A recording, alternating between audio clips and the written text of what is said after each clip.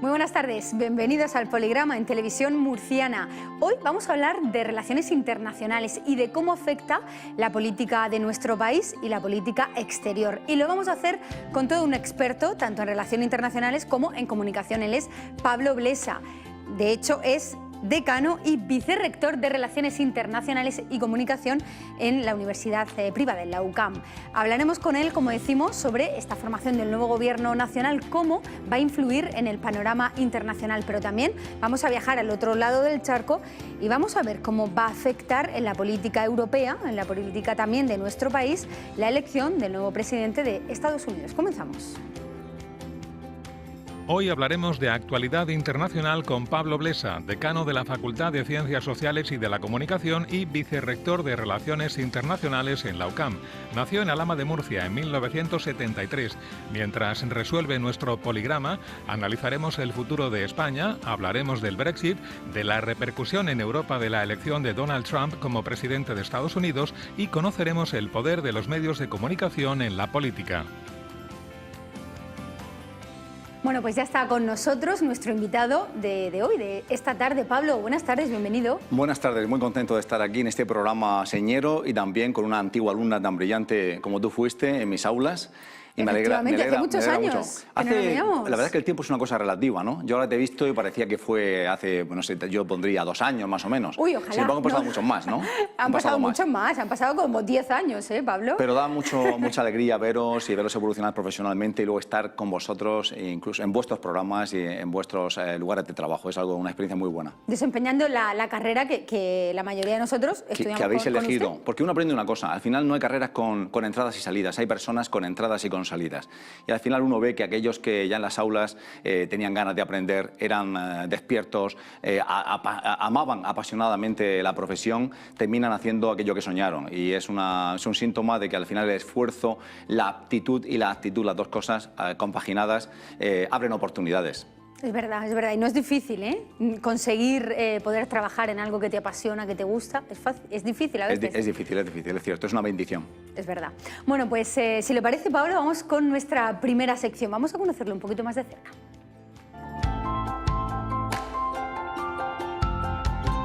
Bueno, pues podemos decir que Pablo tiene una vida académicamente hablando pues muy activa, porque usted empezó dando un seminario, creo, sobre Unión Europea, precisamente en la universidad donde ahora es decano, y ahora fíjese dónde está. ¿Cómo ha sido ese recorrido? ¿Cómo lo valora? He sido una persona con mucha suerte, ¿no? En primer lugar porque rápidamente entendí que lo mío era la universidad. Yo llevo toda la vida en la universidad porque amo la universidad. Creo que hay pocos entornos más bonitos que la universidad.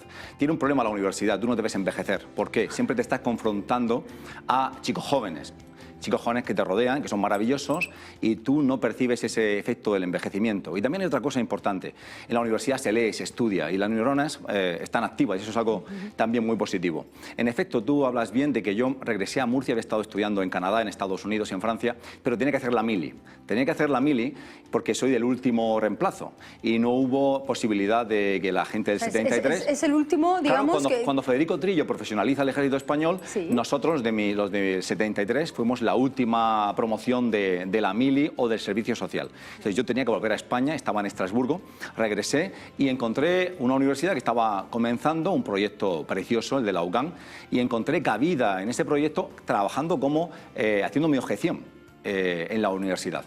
A partir de ahí me dieron un pequeño seminario y como otras tantas personas ligadas a la universidad que comenzaron en aquellos años, ayer la UCAM celebró su 20 aniversario, pues hemos encontrado una capacidad, unas posibilidades de desarrollo profesional muy buenas, y yo afortunadamente he sido una persona con mucha suerte y muy empeñada, y que ha conseguido realizar también sus sueños, ¿no? A nivel profesional, estar en una universidad muy buena, con alumnos de primera, enseñando lo que te gusta.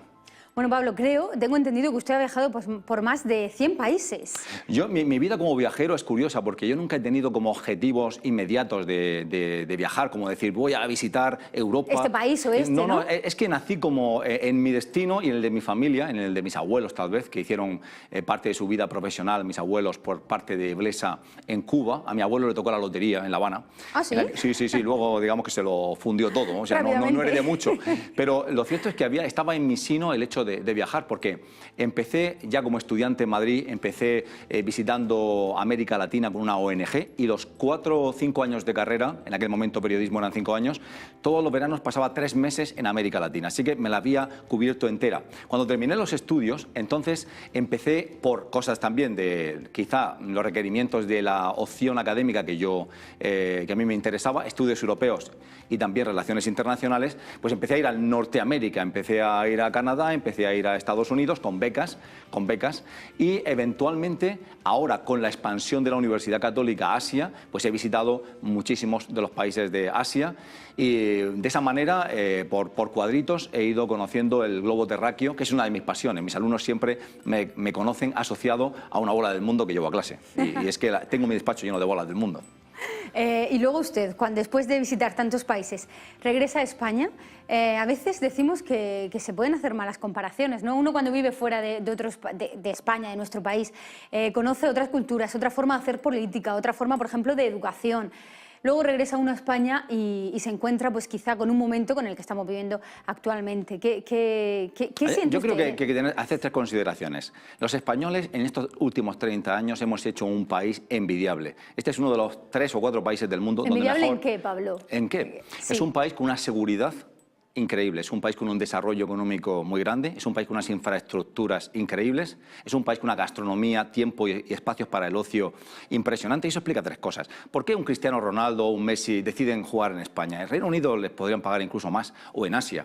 Pero no es solo que tenemos los mejores equipos, es que ellos, como ejecutivos que son, saben que con el dinero que tienen, donde mejor pueden vivir es en este país. España es un país extraordinario. Eso sí, España es un país que nunca ha sabido generar un mercado laboral suficientemente amplio, y es un país que siempre ha padecido de niveles de paro inusuales para su nivel económico. Es decir, en esta crisis económica, el paro en países que la sufrían como nosotros, Italia o Portugal, o incluso Grecia, que estaba hundiéndose, era del 5, del 6 o del 8%, y España el 25%. Tenemos un mercado laboral mal estructurado, muy poco flexible, muy poco inclusivo, que deja a mucha gente fuera, y luego, cierto, fundamos nuestra economía en algo tan sólido pero tan evanescente como el ladrillo, y creamos demasiado empleo en un sector que tenía los pies de barro y eventualmente se volatilizó. Pero es un país donde vivir, y no conozco ningún español que antes o después no tenga una morriña de España insoportable. Es verdad que hay países mejores donde trabajar. En Estados Unidos se trabaja Hombre, hay países que las condiciones laborales, o incluso hablamos de educación también, son mucho mejores. En educación te diré 2 cosas. En educación, en España la educación es bastante asequible, está muy generalizada, es muy económica, y todo el mundo que quiere estudiar en España estudia, incluso en las universidades privadas que han ido surgiendo, que tienen precios módicos, ¿no? Como Harvard, que te cuesta $50.000 un año, ¿no? En las universidades españolas, incluso las privadas, son más inclusivas.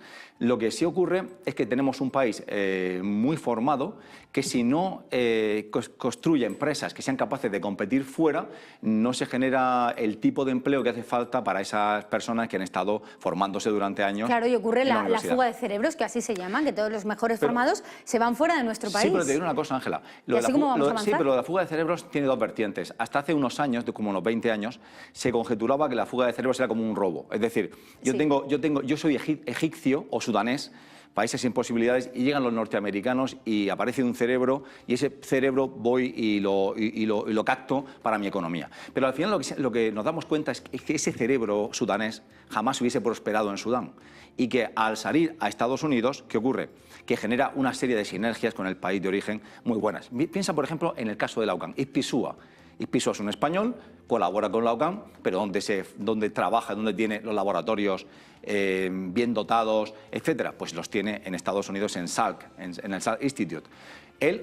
Hay una serie de revertimientos hacia su país, en este caso hacia Murcia incluso, Ispizúa, pero él, si no estuviese en Estados Unidos, no podría sacar adelante sus investigaciones. Pero bueno, para eso España debe crear la infraestructura necesaria para que los cerebros brillantes que tenemos aquí, muchísimos jóvenes que estudian además carreras máster, y usted lo sabe, que imparte máster, que no se tengan que ir, que podamos explotarlos aquí en Murcia. Yo digo 2 cosas. No tiene que haber ningún problema en salir al menos al espacio europeo. Somos un mercado común. Pero por su propia voluntad, no porque se sienten pero al menos hay una obligados, cosa muy buena, no lo olvidemos. Cuando en España, en los años antes de la democracia, antes de los años 80, un español estaba en el paro, podía ir a coger uva, por ejemplo, a Francia, o podía ir a trabajar en un taller de Suiza, etcétera, ¿no? Y esa gente española ha prosperado. Y hoy la alcaldesa de París es española, de origen español, el primer ministro es de origen español, el señor Valls. O sea, esa gente ha prosperado porque el español, cuando sale de su frontera, prospera. Eso está estudiado. Es un trabajador. ¿Se hace más grande el español fuera de España?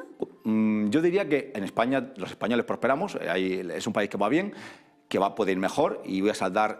Voy a omitir esta etapa tan oscura de nuestra situación, de nuestra economía, que ha sido desde 2008 hasta hoy, porque ha sido un trauma, pero España llevaba creciendo desde el año 94 hasta el año 2008. No era normal el crecimiento de España. Estábamos superando en renta per cápita a Italia, que es un país naturalmente mucho más rico históricamente. Y íbamos a acercarnos al PIB de los alemanes. En 2008, nuestro presidente Zapatero ya anunció que en 2012 superaríamos la renta per cápita de los alemanes. O sea, un país que ha tenido ahora un bajón, una frenada, que se está reactivando, pero omitiendo para ocupar un espacio de tiempo más amplio, 30 años, es un país que ha hecho un milagro económico. Solo hay dos economías en el mundo que han avanzado como la española.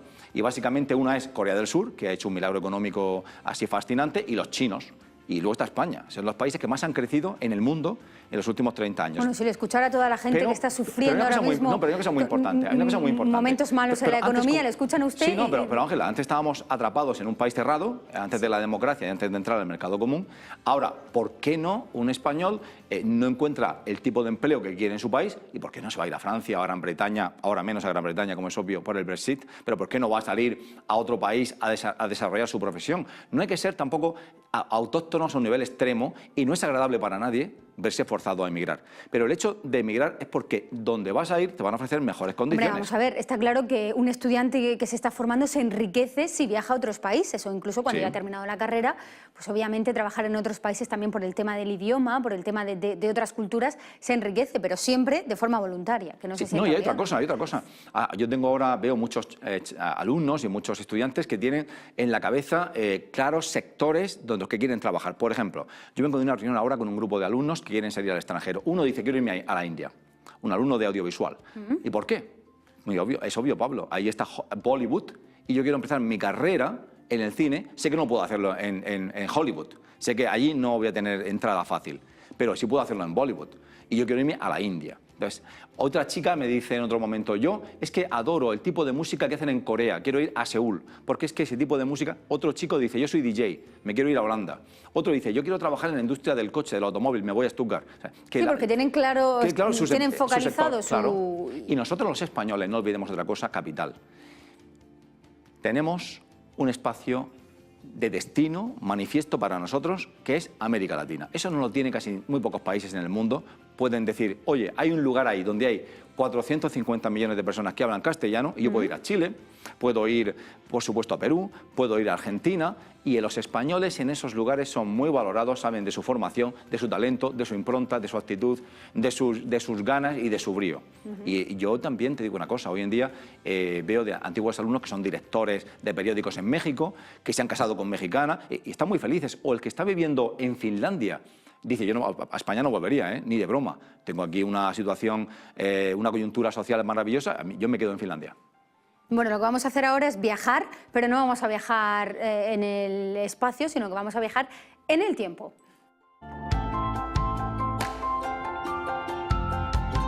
Bueno, vamos a conocer qué acontecimiento histórico marcó, de alguna forma, la vida de Pablo Blesa. Y en este caso usted ha elegido varios acontecimientos y pues yo he escogido uno de esos acontecimientos para que usted nos lo explique. En este caso ha sido la Segunda Guerra Mundial y obviamente pues dos momentos o dos lugares, Auschwitz y el conocido como Shoah.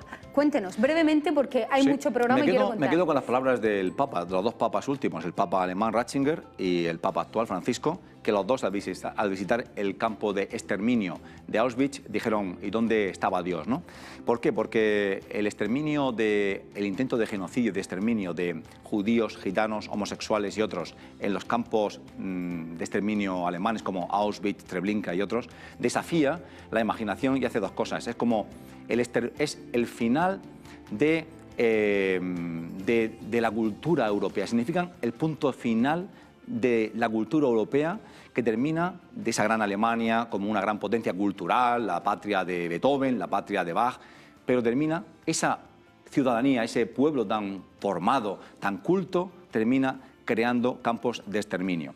Aparte de los 100 millones de muertos de la Segunda Guerra Mundial, el ir persiguiendo maníacamente a una serie de personas por ser judías o por ser gitanas, para introducirlas en estos campos, hacerlas trabajar y finalmente gasearlas con ciclón B, con ese tipo de agente, me parece de una crueldad fría y de una racionalidad pervertida que para mí, cuando he ido entrando en estos temas e investigándolos, me ha puesto los pelos de punta, ¿no? Hasta qué nivel de podredumbre moral puede llevar una sociedad, incluso una sociedad culta, una sociedad elevada, una sociedad cristiana, etcétera, puede terminar, cuando se pierden las referencias, ahí, creando campos de exterminio.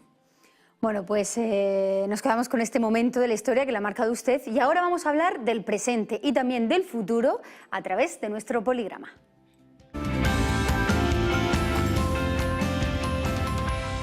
Bueno, vamos a hacer un análisis de la actualidad, Pablo. Yo le voy a pedir que usted sea breve porque son muchos términos y quiero que hablemos de todos, ¿vale? Vamos con el primero. Yo le voy a decir la definición y usted me dice el término. No sé qué tal se le da a los crucigramas. Mal, nunca juego, pero voy a intentarlo hoy. Venga, pues vamos a jugar un poquito. Empezamos con el primero. Órgano superior del Poder Ejecutivo de un Estado o de una comunidad política constituido por el presidente y los ministros. Consejo de Gobierno. Gobierno. Bueno, yo le he puesto esta palabra, este término, porque quiero que me diga su opinión sobre el nuevo gobierno recién constituido de Mariano Rajoy y el futuro que nos espera con él. Yo calificaría a este gobierno de renovado. Hay una serie, ¿renovado? Entre comillas, hay una serie de figuras, 3 en concreto, 3 ministros, que han dejado sus puestos, eran los ministros, digamos, de más edad.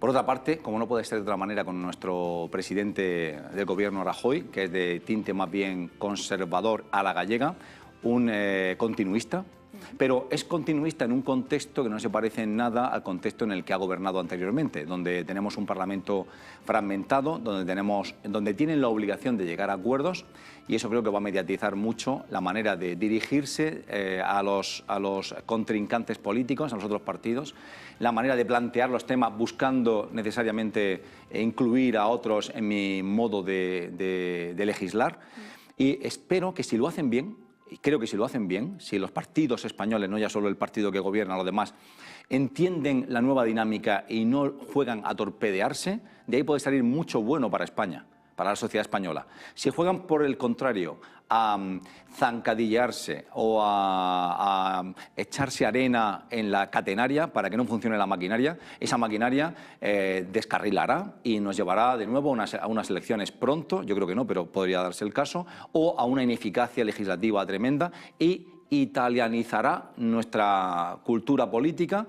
Pero, como decía Felipe González, será un sistema, una manera de gobernar a la italiana, pero sin italianos. Y eso, evidentemente, con los españoles es muy complicado. ¿Cree usted que estamos ante un momento histórico que puede cambiar el rumbo de la política en España, si lo aprovechan bien? Es histórico, pero de manera pacíficamente histórica. No es histórico en el sentido de los campos de concentración o una guerra. Es pacíficamente histórico, pero creo que va a generar obligatoriamente una pedagogía nueva que va a forzar a los políticos a tragarla o, si intentan vomitarla, a quedar fuera de juego. Porque la sociedad española ha sido muy clara en las sucesivas elecciones, en las dos. Y ha sido, queremos multipartidismo, pero queremos un gobierno más o menos estable y queremos que gobernéis dialogando y juntos. Muy bien, seguimos. Continuamos con el segundo término. Sistema de organización social y económica basado en la propiedad y administración colectiva o estatal de los medios de producción y distribución de los bienes. Aquí tiene las pistas. ¿Eso es comunismo? Socialismo. Socialismo. ¿Qué opina de lo que ha pasado en el Partido Socialista en España? ¿Cree que el socialismo se ha fracturado o, por el contrario, va a resurgir de una manera más fuerte? No, es necesario que un partido que tiene 137 años de vida, que ha dado tanto a este país, a España, que ha producido figuras tan importantes y tan relevantes en nuestra historia, y voy a señalar la última gran figura del socialismo, que ha sido Felipe González, que ha generado estabilidad, creando un sistema bipartidista que ha sido bueno, como señalaba antes, por el crecimiento de España, etc. Ese partido ha cometido una serie de errores de bulto. Los errores empezaron tal vez con Zapatero, hubo una serie de errores claros, llegó la crisis y arrastró a ese gobierno de manera ignominiosa, desde mi punto de vista. De hecho, quizá el presidente menos citado en la historia actual de España contemporánea es Zapatero.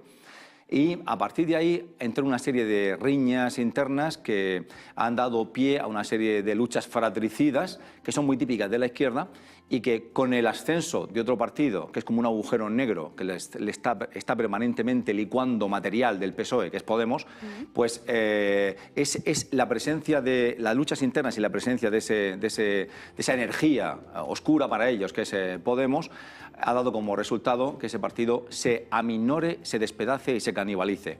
Y tiene una situación de crisis muy, muy peligrosa de la que no sabemos si ellos sabrán salir o si realmente estamos en un periodo de agostamiento y finiquitación de unas siglas que han sido importantísimas en la historia de España. Energía oscura, ha dicho de Podemos. Para el PSOE, energía oscura para el PSOE, porque es una energía oscura para el PSOE. Ellos aparecieron... ¿Cree que le va a hacer mucho daño al Partido Socialista? Le está haciendo... Claro, ya le ha hecho, y vamos a ver, Podemos es un partido que aparece en 2014 en el radar político en las elecciones europeas, consigue 5 escaños y hasta ahora que prácticamente ha alcanzado, no ha superado, no ha sorpasado, pero en las encuestas se ha sorpasado. Si hubiese habido otras elecciones habría sorpasado, pues ha licuado a tanto Izquierda Unida como ha licuado con mucho al Partido Socialista, que tiene un dilema muy grande. ¿A quién me parezco?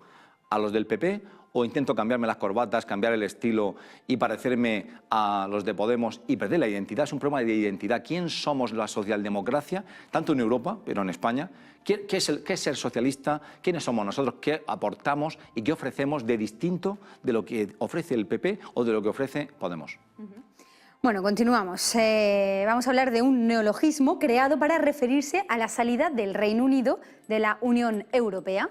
Sí, claro, el Brexit. El Brexit. ¿Qué consecuencias va a tener aquí? De hecho, hace poco la primera ministra británica, Theresa May, ha dicho que quiere situar al Reino Unido fuera de la Unión Europea como referente para las empresas. No olvidemos dos cosas. Los británicos no son tontos. Esa es la primera. Lo segundo, los británicos siempre se han manejado muy bien en política exterior. La tercera, salir ha sido un error catastrófico. Pero eso no significa que el futuro sea catastrófico, significa que salir es negativo. Ahora, ¿cómo se gestiona, cómo los británicos y los europeos que nos quedamos en el club gestionamos? Uno, los europeos que ellos se hayan ido, que es un país muy importante, es la segunda economía, es la primera potencia militar, es el centro financiero.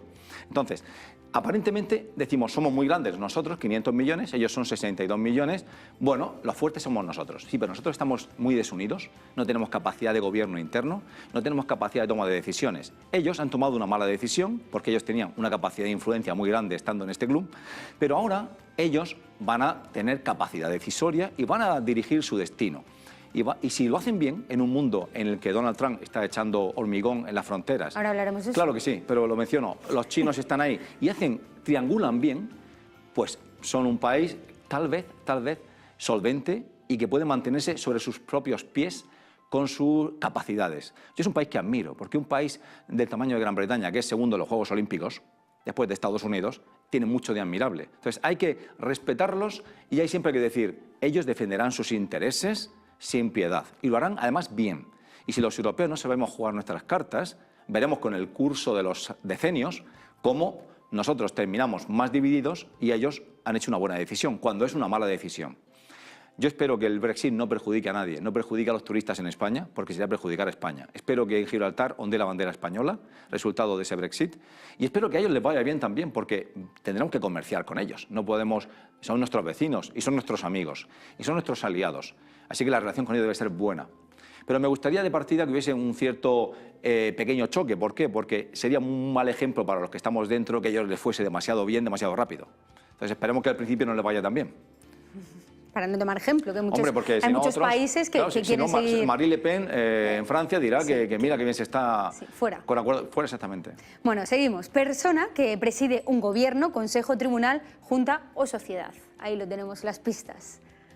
Una persona que preside, en este caso, un gobierno, presidente, Donald Trump, próximo presidente a partir del 20 de enero de Estados Unidos, que ya ha dicho, bueno, pues varias cosas como adiós completamente al Tratado Comercial del Pacífico. ¿Qué opina de Donald Trump? Brevemente, Pablo. Sí, Donald Trump, tres cosas. La primera, ha sido votado por 60 millones de americanos. Lo han querido votar, es una democracia, ha ganado las elecciones. En segundo lugar, es una campaña buena para sus intereses. En tercer lugar, es malo para Europa, pero, como pasaba antes con el Reino Unido, nos puede ayudar a madurar. Donald Trump nos va a decir, chicos, ya sois mayorcitos, sed responsables, tened vuestros ejércitos, pagad vuestras cuentas, vuestras facturas de seguridad y haceros mayorcitos ya. Tenéis que tener una voz en el mundo que sea la vuestra y dejad de llamar a la puerta pidiendo ayuda cada vez que hay una pelea ahí en vuestro vecindario. Entonces nos va a hacer madurar y nos va a hacer mayores. Ahora, el concepto básico de Donald Trump ha sido este. La globalización no es tan buena como nos la venden. La globalización es buena para algunos negocios multinacionales que ganan dinero a expuertas. Pero para ti, ciudadano americano de clase media, ¿es tan bueno que los negocios americanos monten sus fábricas en México o la monten en Bangladesh? Quizá para ti no es tan bueno. Con lo cual, aunque él tiene empresas en 22 países, el mensaje principal ha sido ese. Vamos a capitalizar nuestro mercado y si las empresas americanas quieren salir, les subiremos los impuestos y vamos a gestionar mejor o en beneficio de más gente la globalización. Si esa idea de fondo es correcta, que yo no tengo la respuesta si es correcta o no esa interpretación, su país irá bien, a coste de otros, claro, a coste de otros. Pero respecto a los europeos, sus políticas nos perjudican. Bueno, pues hasta aquí nuestro crucigrama, pero continuamos porque queremos conocer cualidades positivas que opina usted de políticos. Vamos con el lado bueno.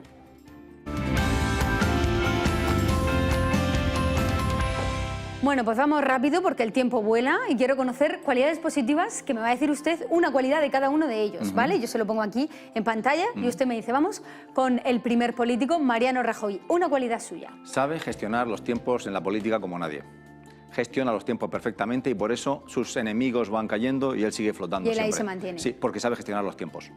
Muy bien, vamos con el siguiente, Alfonso Dastis, nuevo ministro de Asuntos Exteriores. Me gusta que tiene una carrera forjada en la Unión Europea y en este momento va a ser capital, es nuestro mercado, son nuestros socios, es capital contar con un hombre con experiencia ahí para conseguir fondos, para gestionar cómo va a ser la Unión Europea sin el Reino Unido y él tiene el conocimiento y la trayectoria como para hacerlo bien. Muy bien, vamos con el siguiente, Donald Trump, una cualidad positiva. Es emprendedor, tiene coraje, es un hombre muy energético y ha sabido convencer a los americanos de que era el mejor candidato. Más allá de las payasadas, no es tonto, no es gandul y es un hombre capaz. Y va a intentar hacerlo bien para su país y para América y como presidente de un país amigo pues tendremos que respetarlo. Vamos con la última, en este caso es una mujer, Angela Merkel, canciller de Alemania. Voy a destacar el gesto de generosidad que tuvo, y además ese me parece un gesto histórico, de acoger a 1 millón de refugiados sirios. Ahí salió la raíz cristiano-demócrata de su partido, de la CDU. Y creo que es una persona que ha sabido entender muy bien a los alemanes, que se ha presentado como una persona, digamos, muy cercana, una persona media, y es la lideresa de Europa y es por méritos propios. Muy bien. Bueno, pues hasta aquí este lado bueno, pero ahora vamos a viajar. Antes hemos ido al pasado y ahora nos vamos al futuro. Queremos conocer qué deseo tiene para un futuro Pablo Blesa.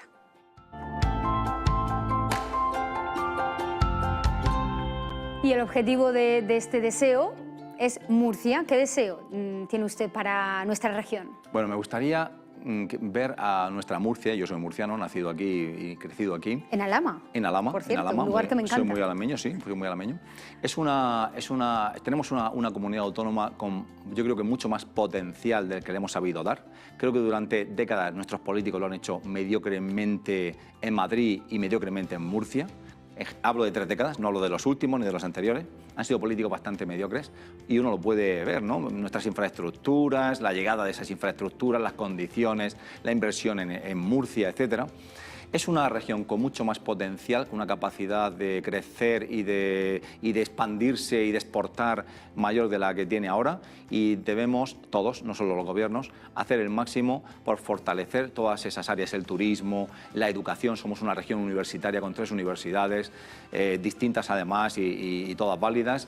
tenemos una costa, eso relacionándolo con el turismo, tenemos un sol permanente, tenemos una gastronomía maravillosa, tenemos al mismo tiempo, somos un puerto de entrada para la energía desde el norte de África a España. Hay muchas potencialidades como para nuestra región, para Cartagena, para Murcia, y creo que debemos saber entre todos explotarlas mejor y vendernos mejor, vendernos mejor. Esta es una región que se vende muy mal y que cuando los extranjeros o los nacionales vienen se quedan admirados de que la ciudad es mucho más bonita de la que esperaban, es mucho más abierta. La gente de Murcia, lo mejor que tiene Murcia es su gente.